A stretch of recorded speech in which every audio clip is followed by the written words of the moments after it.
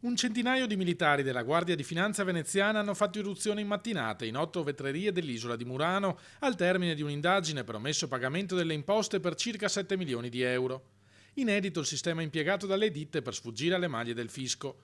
I preziosi vetri di Murano venivano pagati dai clienti stranieri tramite POS, ma i soldi della transazione, invece di finire sui conti in banca delle vetrerie, venivano dirottati su quello di un cambiavalute, figurando quindi come operazioni di anticipo contante e perciò esenti da imposte.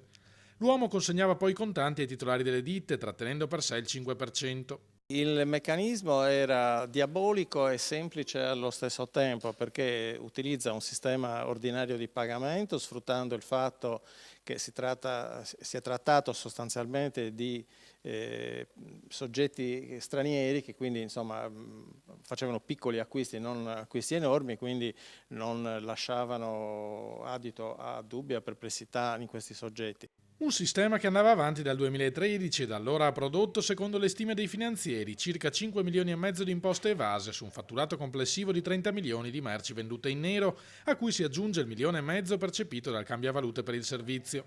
Nella sua residenza veneziana sono stati sequestrati 3 orologi Rolex di lusso e 220.000 euro in contanti.